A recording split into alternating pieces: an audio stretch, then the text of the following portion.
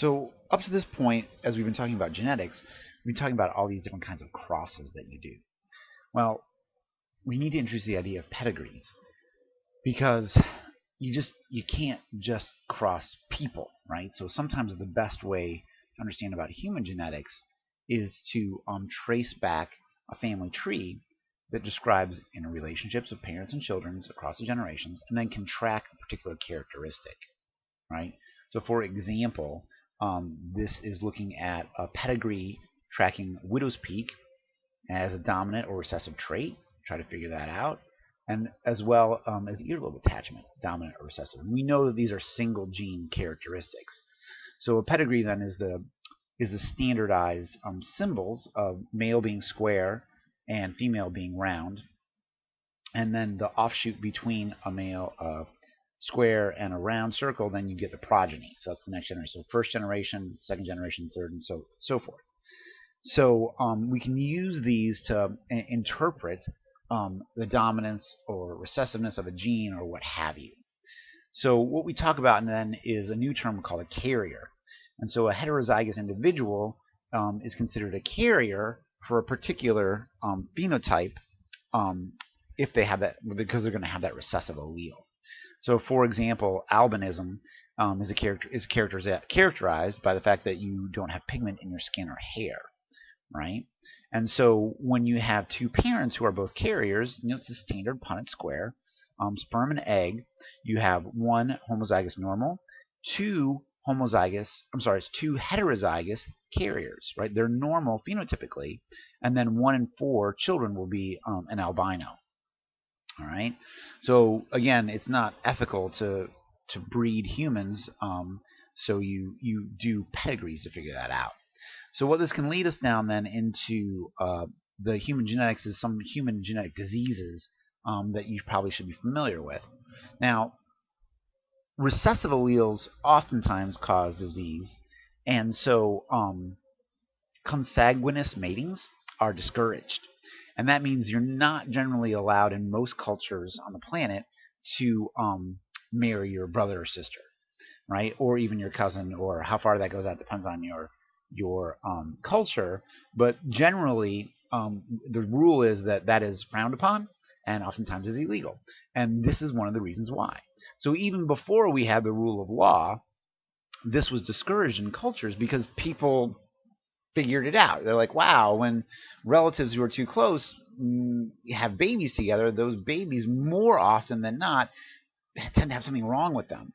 So, so consanguineous is the word that we use for those closely interrelated matings. Right now, some of the diseases that we've seen that are genetic and kind of the common diseases among humans are cystic fibrosis. So this is a disease that we're getting better at dealing with, but it is a defective chloride transport channel in the plasma membranes. And so people are characterized by their building up mucus in their lungs and the other internal organs, and they have a more difficult time absorbing nutrients in the small intestines. So cystic fibrosis is a recessive disease, genetic disease. Sickle cell disease we've talked about already when we talked about proteins and what have you, and 1 out of 400 African Americans suffer this disease. Sometimes they call it sickle cell syndrome now because it is a pleiotropic effect. Now, again, this is a recessive disease. You need both you need homozygous recessive to kind of manifest the disease in your phenotype. And the interesting thing is you look at these diseases, you'll find that oftentimes the heterozygote has some protection. There's some advantage to being the heterozygote. Otherwise, this allele wouldn't be maintained in the population. Now, there are some diseases that are dominant inherited disorders. So again, just because an allele is dominant does not mean that it's going to move like rapid fire through the population.